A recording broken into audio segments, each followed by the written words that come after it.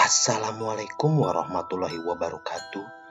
Jumpa lagi bersama saya di channel Weton 6 yang selalu menyuguhkan kisah-kisah misteri. Kali ini adalah lanjutan dari cerita 100 tahun setelah aku mati.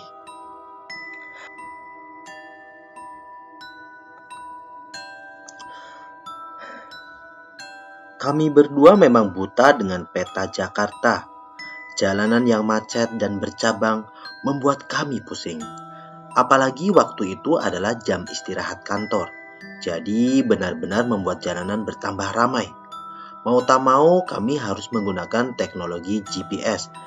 Dan akhirnya setelah 2 jam mencari alamat, kami sampai di tempat di mana Dewi tinggal. Sebuah bangunan yang terlihat berumur namun terawat.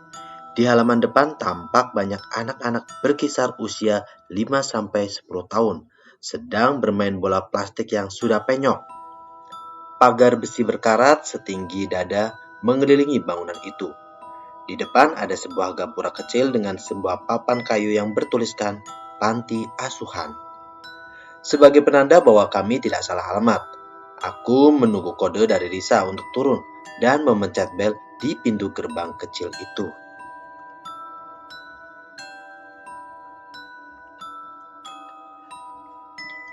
Ayo mas, nunggu apa? Tanyanya sambil mengelus lenganku.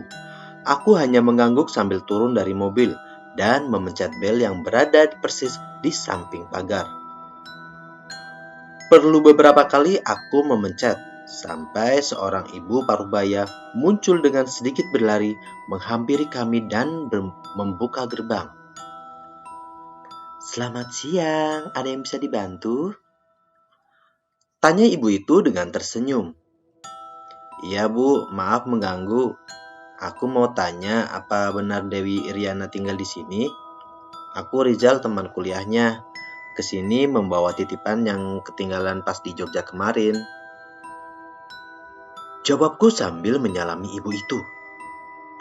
Oh, Mas Rizal, yang sering diomongin sama Dewi itu.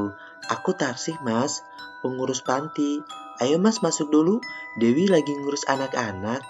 Ayo Mas, mobilnya dimasukkan dulu ya. Ibu itu mengajakku dengan wajah senang.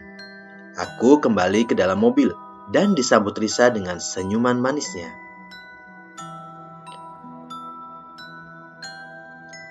Beneran ini kan mas tempatnya? Betul dok. Yuk parkir mobil dulu. Jawabku sambil memasukkan mobil ke dalam pekarangan panti asuhan itu. Aku dan Risa turun dari mobil dan melihat belasan anak-anak kecil yang berhenti bermain. Mereka menatap kami dengan tatapan yang lucu. Mereka tiba-tiba berlari dan menghampiri kami sambil berebut bersalaman dengan kami. Tidak ada yang bisa aku lakukan selain menyambut tangan-tangan kecil mereka sambil tersenyum. Aku menoleh ke arah Risa yang sedang berjongkok dan tersenyum sambil menyalami masing-masing dari anak itu. Beberapa kali dari lisannya bertanya, "Adek siapa namanya?" Memang Risa ini sangat mudah beradaptasi. Ayo anak-anak, mas sama mbaknya jangan diganggu, biar istirahat dulu. Ini tamu dari jauh loh. Bu Tarsih berseru agar anak-anak berhenti mengerumuni kami. Nggak masalah bu, namanya juga anak-anak. Risa menjawab dengan nada sopan, sambil menyalami Ibu Tarsih. Ya sudah, sekarang mas sama mbaknya masuk dulu di ruang tamu ya, biar aku manggil Dewi dulu. Bu Tarsih mengajak kami masuk ruang tamu, sambil sedikit berbincang dengan aku, sekedar basa-basi dengan pertanyaan ringan. Sedangkan Risa, dia malah belum beranjak dari tempatnya tadi, dan masih asik berkenalan dan bercanda dengan anak-anak panti. Dia memang senang dengan anak-anak. Tak heran jika sudah bertemu keponakan yang masih anak-anak, dia selalu jadi tante favorit. Duk, masuk dulu yuk. Seruku sambil melambai mengajak Risa masuk. Iya mas, bentar. Adik-adik, kakak tinggal dulu ya. Nanti ketemu lagi. Risa berpamitan dengan anak-anak itu sambil sedikit berlari ke arahku. Dia memegang lenganku sambil tersenyum senang. Entah apa yang membuat dia terlihat demikian. Kami diminta duduk dan menunggu sebentar, sementara Bu Tarsi beranjak untuk mencari Dewi yang katanya sedang berada di salah satu kamar anak. Aku melirik ke arah Risa yang sedang asik memandang sekeliling ruangan dengan senyuman yang tak lepas dari bibir tipisnya. Kenapa, Nduk? Sumringah banget. Hehehe, nggak apa-apa sih, Mas. Seneng aja lihat anak-anak lagi pada main. Tapi di satu sisi aku juga merasa... Rizal? Belum selesai Risa berucap, Dewi sudah muncul menyapa kami. Wajahnya tampak sedikit kaget melihat aku dan Risa mampir ke tempatnya. Kamu kok sampai di sini? Nggak bilang-bilang lagi, dasar. Hehe, nggak ada waktu buat ngabarin, Wi. Lagi pula aku kesini juga buat nganterin barang kamu yang ketinggalan. Oh iya, kemarin kamu belum kenalan kan? Duk, kenalin, ini Dewi. Wi, kamu tahu ini siapa? Halo Dewi. Risa, aku sudah sering dengar tentang kamu. Zal, semua udah baik kan? Kamu digamparin sama Risa, kok sampai bonyok gitu? Tanya Dewi sedikit berbisik. Ah, panjang ceritanya, Wi. Jawabku asal, karena enggan mengingat peristiwa tempo hari. Ya udah, aku antar ke kamarku dulu yuk. Tapi kamarnya cuma ada satu yang kosong. Kalian pakai kamarku aja gak apa-apa kok. Gak apa-apa, Wi. Aku biar tidur di deket anak-anak aja gak apa-apa ya. Ya, aku pengen deket sama anak-anak nih. Please. Oh, gak apa-apa, Nduk. Jadi aku tidurnya sekamar sama Dewi ya. Ih, Mas, apaan sih? Awas aja kalau sampai gitu. Heran aku sama kamu, Mas. Pulang dari Australia kok jadi mesum gitu otaknya. Wi, hati-hati ya sama dia kalau di sana. Tak terasa kami sudah menghabiskan 1 jam lebih untuk mengobrol. Dewi dan Risa, mereka sangat cepat akrab satu sama lain. Dewi yang setauku pendiam, tiba-tiba jadi banyak bicara saat dengan Risa. Ternyata benar dugaanku.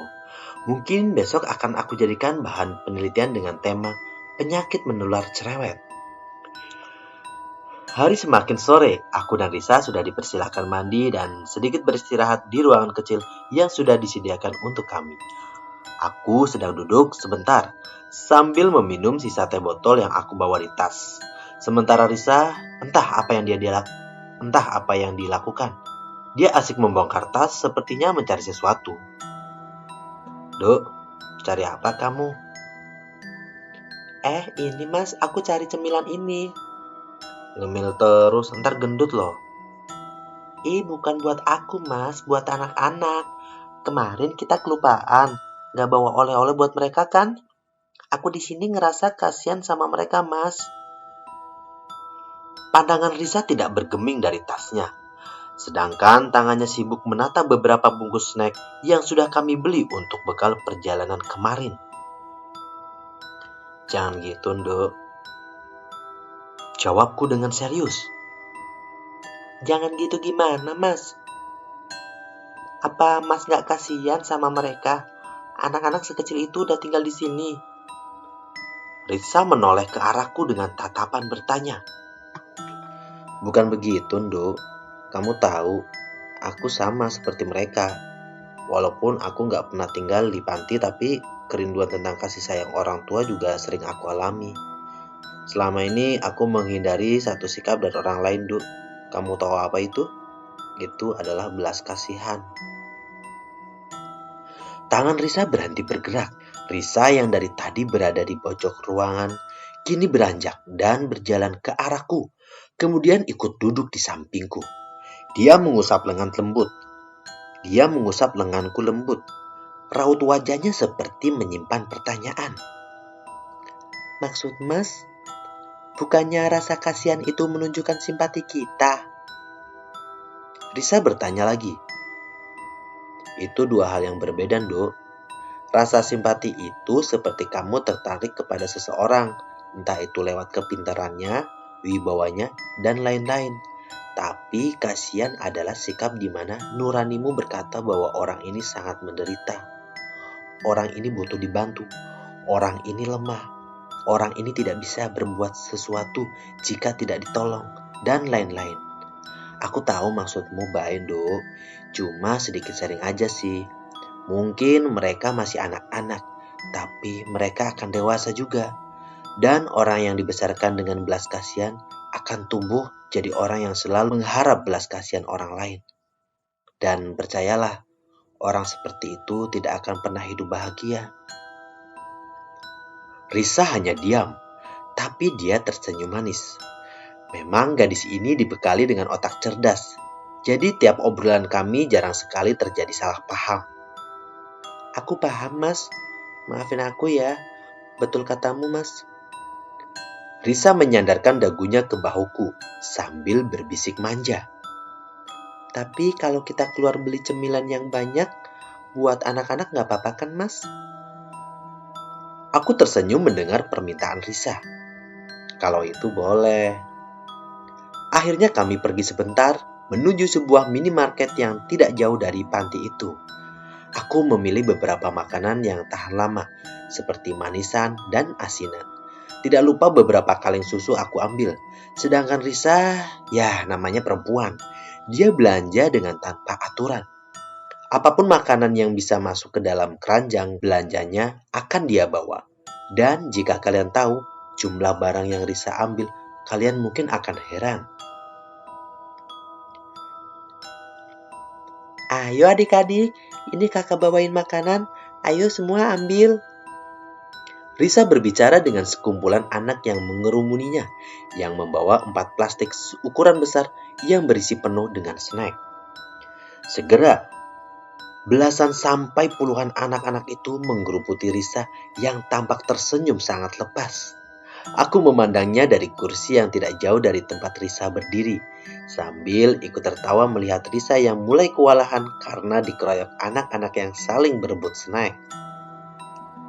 Kalian gak perlu repot-repot kayak gitu. Suara Dewi mengalihkan perhatianku. Dia duduk sambil ikut tersenyum. Sesekali dia menasihati anak-anak yang membuat Risa tampak kerepotan. Aku sama sekali tidak kerepotan, Wi. Dewi beranjak dan ikut membantu Risa untuk membagikan snack-snack itu. Kedua gadis lembut itu memperlakukan anak-anak itu seolah mereka adalah keluarga mereka. Aku sekali lagi melamun dan memandang dua gadis di depanku. Sempurna. Ya, kata itu cocok menggambarkan masing-masing dari personal Risa dan Dewi. Cantik, brilian, ulet, dan mereka memiliki pesona yang aku jamin akan membuat laki-laki normal jatuh hati. Pesona itu adalah ketulusan mereka. Dewi adalah sosok yang mengajariku tentang seburuk atau sekacau apapun keadaanmu, kamu akan selalu punya celah untuk mensyukuri keadaanmu saat itu.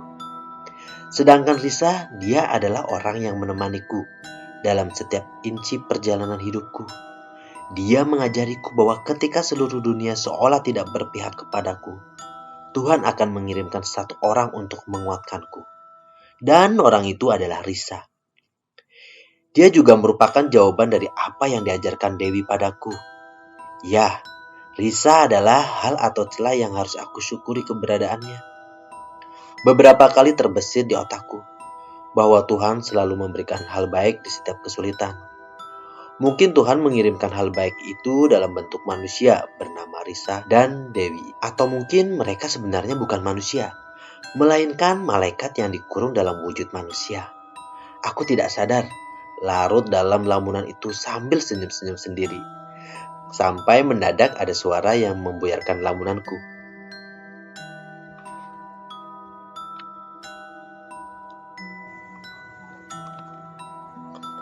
Mas, malah senyum-senyum sendiri, ngelamun jorok ya? Sini bantuin aku, ini berat banget tahu. Aku terbangun saat ayam di pekarangan panti itu berkokok. Terasa seluruh badan ini pegel dengan sendi yang terasa kaku. Tampaknya ini akibat dari akumulasi rasa capek setelah perjalanan jauh. Aku sedikit melakukan peregangan di atas kasur, sambil menyaut jam tangan yang kuletakkan di dekat bantal.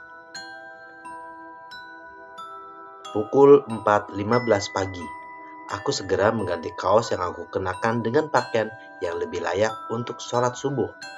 Selepas sholat subuh, aku hanya berbaring di atas sajadah yang aku gunakan sebagai alat sholat. Badan yang masih capek membuatku masih enggan keluar kamar.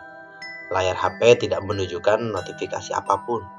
Tampaknya Risa juga kecapean dan mungkin belum bangun. Karena biasanya Risalah yang selalu lebih awal bangun daripadaku. Aku memutar handle pintu itu dan mencari Risa. Semalam dia pamit untuk tidur bersama anak-anak panti. Risa di kamar Putri, Zal. Dewi menyapaku saat aku melewati dapur. Dia sedang membuat beberapa cangkir teh dan 2 toples keripik singkong. Dia udah bangun belum, Wi? Kamu cek aja, dia semalam hampir gak tidur. Loh, kenapa? Kok sampai gitu? Semalam ada anak yang sakit, Zal. Muntah-muntah sama demam. Aku sama Risa berusaha ngurangin demamnya. Semalam juga udah aku minta buat pindah kamar kalau mau istirahat, tapi dia malah nemenin. Kok aku gak dikasih tahu? Siapa tahu bisa bantuin. Ah, kamu udah tidur, Zal. Kelihatan capek, jadi Risa gak tega bangunin kamu. Oke, Wi. Boleh masuk kamarnya? Dewi hanya mengangguk, dan seperti biasa selalu muncul senyum cantiknya di setiap kesempatan. Dewi memberikan arahan letak kamar di mana Risa istirahat. Aku berlalu dan masuk di sebuah kamar yang ternyata dikunci. Dan begitu masuk, aku melihat sekitar 10 anak perempuan berumur 5-10 tahunan. Ruangan yang tidak seberapa besar itu diisi anak sebanyak ini. Aku bergumam dalam hati. Aku menelisik satu persatu kasur yang ada di situ dan melihat sosok Risa yang masih tertidur bersanding dengan seorang anak yang aku taksir berusia 6 atau 7 tahun. Sebuah kompres masih menempel di kepala anak yang sedang tertidur pulas itu. Dan di sebelahnya, Risa tidur dalam posisi miring sambil memeluk anak yang aku tidak tahu siapa namanya. Namanya Aksa, Zal. Dia dari Bogor. Dewi mengagetkanku. Baru saja aku membatin. Dewi seperti tahu apa yang ada di benakku. Aksa ini apa juga yatim piatu? Dewi hanya menggeleng. Bapaknya pergi gak tahu kemana, sedangkan ibunya mungkin juga bukan ibu yang baik sampai tega ninggalin Aksa di sini. Dan kerabatnya juga tidak mampu merawat Aksa. Aku tertegun sejenak. Orang tua macam apa itu? Aku berjalan perlahan agar tidak membangunkan anak-anak, karena hari masih sangat pagi. Tampak Risa tertidur dengan pulas. Tangannya memeluk Aksa, seolah Risa ini adalah seorang ibu yang sedang menunggui anaknya yang sedang sakit. Terbesit di memoriku yang samar-samar aku seperti kembali ke masa lalu. Risa mengingatkanku kepada almarhum ibu. Ya, aku memang jarang sakit, tapi ada satu ingatan di mana aku berusia 4 atau 5 tahun saat sakit demam tinggi dan ibu menungguiku persis seperti yang Risa lakukan hari ini. Aku menyentuh kening Aksa. Panasnya sudah normal. Alhamdulillah, ucapku pelan. Aku menyibakkan rambut Risa yang tergerai dan mendekatkan bibirku ke telinga Risa. Duk, bangun, Duk. Sholat subuh dulu. Tak butuh waktu lama, Risa membuka mata. Masih teringat jelas bahkan sampai aku menceritakan ini. Hal pertama yang dilakukan saat dia membuka mata adalah tersenyum. Senyum yang sangat menawan. Selama beberapa saat, hatiku terasa terenyuh dengan hal yang sederhana itu. Waktu yang singkat itu membuat pikiranku melambung dan memaksaku mengajukan permintaan kepada Tuhan. Semoga senyum ini akan selalu kulihat setiap bangun di pagi hari. Mas, Ucapnya dengan suara serak khas orang bangun pagi. Secara spontan, perhatian Risa berpaling ke arah Aksa. Dia mengambil kompres yang masih menempel di kening Aksa sambil memeriksa suhu tubuhnya. Alhamdulillah, ucapnya yang masih dengan senyum di wajahnya. Aksa udah gak apa-apa kok, keluar dulu yuk. Kamu belum sembahyang kan? Risa mengangguk dan beranjak pelan. Sambil menggandeng tanganku, kami berjalan menuju ruangan kami. Pagi itu aku hanya di kamar, sepertinya kondisi badanku menuntut untuk istirahat lebih lama. Sedangkan Risa, entah kemana dia. Setelah subuh dia sudah tidak terlihat, mungkin menengok keadaan Aksa atau sedang bermain dengan anak-anak lain.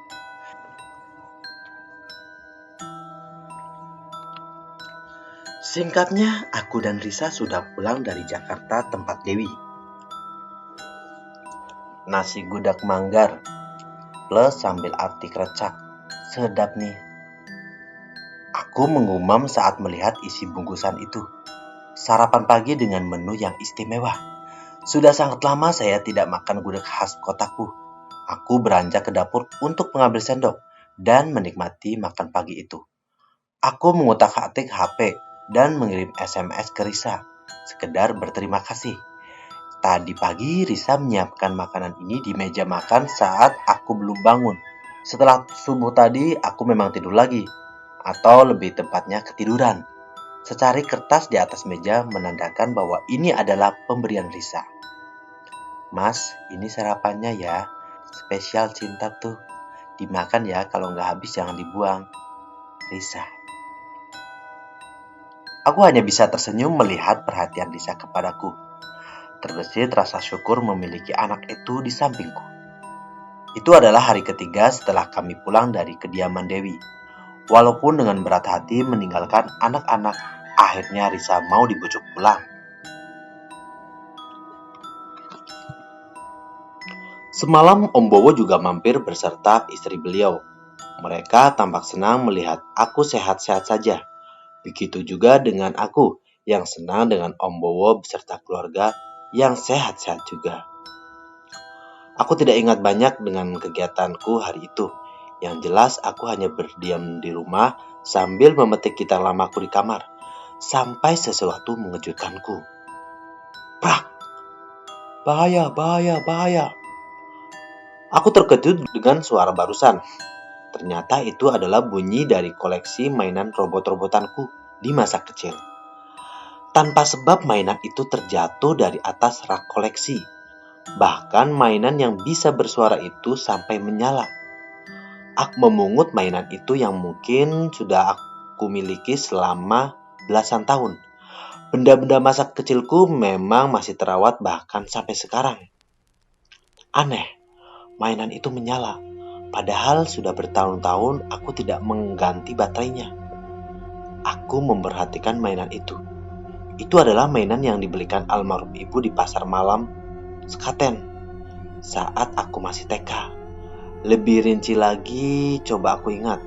Mainan ini adalah mainan yang berjalan di bawah kasur saat mata ini pertama terbuka. Mainan ini menunjukkan penampakan wanita bersimbah darah di bawah kasur. Aku memfokuskan pikiran sejenak, mencoba mempertajam batin. Tidak ada apapun di sekitarku, bersih dari gangguan. Aneh, lagi-lagi aku bergumam dengan hal barusan.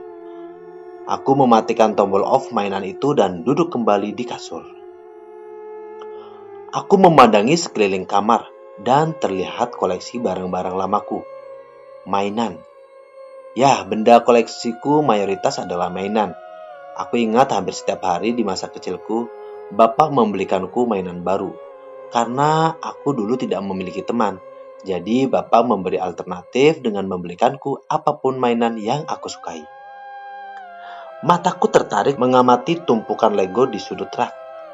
Aku mengambilnya dan mencoba mengingat lagi. Bukan lupa tentang Lego itu. Yang aku lupa adalah bentuk logonya. Seingatku, aku membentuk Lego dengan wujud mobil saat terakhir aku tinggalkan. Tapi Yang aku temukan saat ini adalah Lego itu berbentuk manusia, membentuk sebuah kepala, badan, dan anggota tubuh lain yang kecuali kaki kiri. Aneh, benar-benar aneh. Aku kembali terduduk di kasur sambil menerawang sekeliling kamar. Semua barang masih tetap berada di posisinya. Bahkan debu yang menempel di mainan-mainan itu menunjukkan bahwa sudah lama tidak ada tangan manusia yang menjamahnya. Buku gambar. Tunggu dulu. Buku gambar, harusnya benda itu tidak ada di sini. Aku semakin yakin ada campur tangan di kejadian aneh ini. Aku membuka dengan seksama lembar tiap lembar dari buku gambar yang sudah terisi penuh itu. Di halaman paling akhir, aku mengamati ada hal yang menarik pada gambar yang tertuang di situ. Ada nama yang tertulis di situ. Namaku dengan tulisan khas anak SD. Di samping namaku ada sebuah bilangan yang menunjukkan angka nilai 7. Tapi bukan itu yang menarik perhatianku, melainkan gambarnya. Gambar pohon. Gambar pohon dengan buah. Pohon dengan daun lebat berwarna hijau. Pohon dengan batang besar. Ada 2, tapi yang satunya roboh, seperti dipotong atau sengaja dirubuhkan. Beberapa bujur garis menggambarkan ayunan yang menjuntai di pohon yang masih berdiri. Di bawahnya digambar sosok 2 anak, laki-laki dan perempuan, sedang berdiri di sebuah ayunan itu. Sari. Aku membatin. Ingatanku kembali saat menggambar itu. Di masa kecil beberapa kali aku mendokumentasi peristiwa bermainku dengan Sari lewat coretan krayon. Dia terlihat menderita. Tiba-tiba terbesit kata-kata Dewi saat kami bertemu Sari di rumah lamaku. Apa kamu semenderita itu? Tanyaku dalam hati. Pertanyaan itu muncul saat aku menutup lembar terakhir buku itu. Yang ternyata aku salah. Itu bukan lembar terakhir. Masih ada lembar paling belakang. Dari gambar itu adalah gambaran tanganku. Tapi memori otakku menolak mengatakan bahwa aku pernah menggambarnya. Di situ tergambar sosok wajah perempuan yang menangis. Yang lucu adalah air matanya diwarnai dengan krayon warna merah. Selama beberapa lama tubuhku terasa menggigil, seperti bergidik ngeri. Atau entahlah mengatakannya. Kalian pernah merasakan hal itu?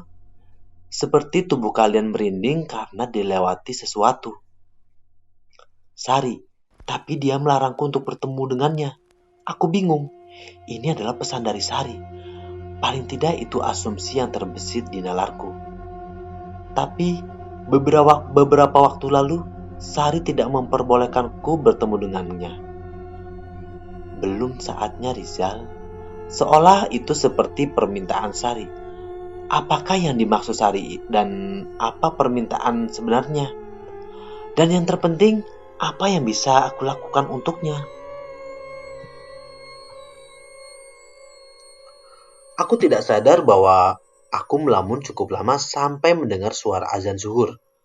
Aku menyaut sarung dan menuju masjid. Sesekali aku melamun sambil berjalan. Saking asiknya aku melamun, aku jadi menghiraukan beberapa sapaan tetangga. Sampai akhirnya aku ditepuk oleh Pak Imron. Wah, iki jan Pak Dokter ngelamun wae. Pak Imron, beliau sering disapa Ustadz di daerahku karena beliau sering mengisi pengajian. Bapak, iya nih Pak, lagi banyak pikiran.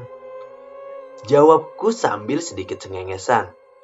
Walah, cah nom, kaya mikir utang wae. Ayo cepat, udah mau komat. Jawab Pak Imron dengan dialek Jawa yang kental. Selepas zuhur, aku kembali ke kamar. Sambil melepas sarung, aku merebahkan diri ke kasur. Orang Jawa menyebutnya ruwet atau ruwet. Pikiranku serasa ruwet karena rasa penasaran itu. Apa Sari tadi masuk ke sini? Tidak, harusnya aku bisa menangkap jejak kehadirannya.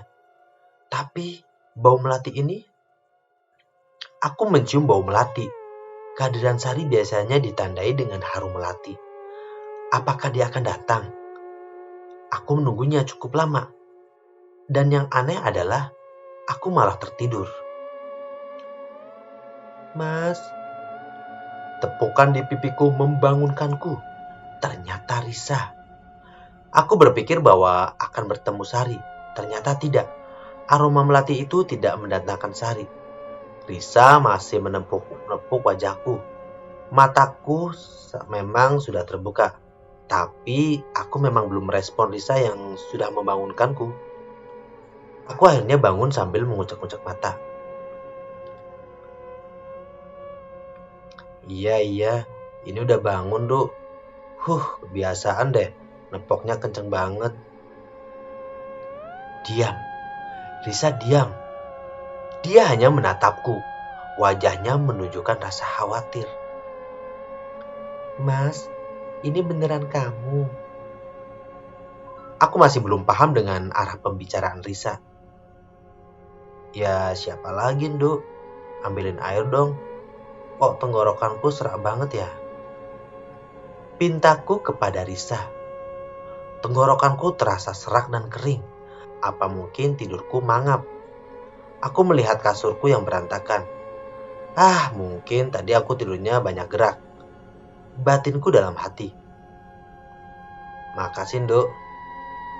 Ucapku sambil menerima segelas air putih dari Risa. Mas, Risa berkata sambil menggenggam lenganku. Apa, Nduk? Ada yang serius? Tanyaku karena melihat sikap Risa yang tidak biasa. Ini Mas Rizal kan? Risa mengulangi pertanyaan yang sama. Ngomong sekarang, ada apa, Nduk? Tadi aku kesini, Mas. Dan aku kira tadi aku ngomong sama kamu, Mas, pas kesini. Ternyata aku ngomong sama sesuatu yang lain. Suaramu kayak cewek, Mas. Aku takut. Tapi aku gak mau ninggalin kamu. Kamu kayak orang kesurupan, jerit-jerit pelan, merintih minta tolong. Dan terakhir tadi bilang, temui aku saat 100 tahun setelah aku mati.